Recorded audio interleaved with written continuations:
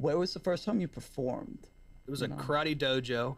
No way. Yeah, it was my band called Untitled.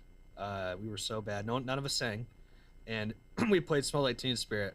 Yeah, and like the drum At kit. the karate, were you I, in your karate gear? no, no, no, no, no. It was like a church that rented a karate dojo, and they asked us to play their event, and we knew three songs. We knew "Smells Like Teen Spirit," "Faded Black" by Metallica, and there's this band called well, the song's called "United States" or whatever.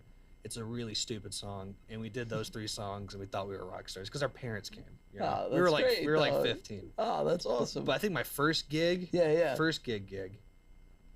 Oh yeah. So my first gig, with me like kind of leading the band, we played a place in Walterboro, South Carolina, called the High School Hideout, and it was this huge rock club meant for like a Yeah. thousand people. Oh my But God. this big DJ from Charleston called Uncle Miles, he's a legend. Wow. He moved out there because I think he got into real estate and he had another radio station he was running, and he's like, Tyler, come play, man. Like, I've heard about you, and like they're, it's a high school place, so they're selling like Monster Energies, so kids are like hopped up on like energy, and we're playing. It was so funny. I think we got paid like 150 bucks. My dad drew me. We felt That's like great. rock stars too. Yeah, you yeah, should. yeah. That's freaking great. It was fun. I met Tyler out here in LA, but you've been a lot of places before LA, like you were just mentioning Nashville. When did you go from Charleston to Nashville, or was that the order? Like, what was? I graduated college 2014.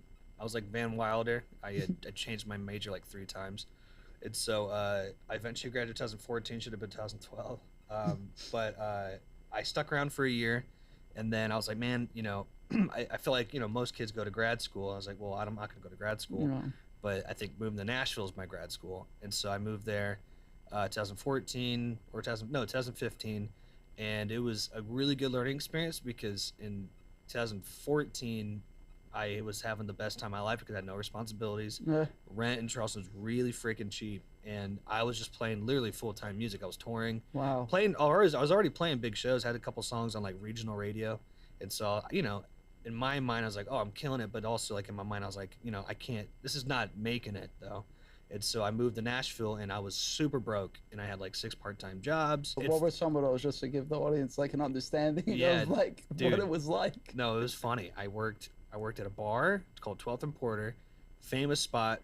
I think Kings of Leon had their signing there. It's very known as a spot now. Yeah. It didn't make it during pandemic. It's really sad. Maybe Aw. someone will bring it back. But I worked there as a bar back, and then I learned to not tell bartenders how much you make as a bar back because then I was so excited because I was so broke.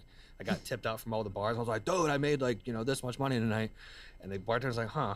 And the Yeah, next day, something bar to back note. position was canceled. I was like, they're like, you're now a server. I was like, shit. That was really bad. Did that. Worked for my buddy's mom. She had like a cell phone thing where I went around all the state of Tennessee and I would pick up like licenses to fix radio towers. So Oh like if my a radio God. tower got hit by something, they had to get a license. And so I would go all across Tennessee, and I loved those days because she said, you just have to get these 10 done, and I get paid like I think $100 a license, Oh wow. and then we had to get 100 done like in a month, and so I would do like it in a one day. I would get up super early, get a coffee, get in my car. Yeah, and go, you're that guy. Love it. And I'm just like on the phone, trying to do other stuff. That was actually a cool gig, and I gave it to my friend when I left because also they paid you by the hour and like they paid for your gas, dude. It was like for a broke kid, you get that check and you're like, oh my god, I'm killing it. I tried to do Uber, I kept getting denied. That sucked. Maybe thank God I didn't do that. And then I did. I worked on an ice cream truck. Well, a food truck. That was an ice cream truck. That was a freaking ride because the owner was like insane. And then I worked at a liquor store. That's where I started the idea for Boone's Bourbon. Wow. It was just cool. They have a barrel on the wall now. It's a really big liquor store in Nashville. I worked for Crew One, where this was kind of cool, but I was like, man, this is like hard work. It makes you appreciate stuff. Where we set up the stages for like the big Oh, shows. at, that's like, the arena. okay. Cool. You make $10 an hour. Like, there was donuts and coffee there, but you're like building stages, and like if you don't know what you're doing, you're feeling nervous and people are yelling at you.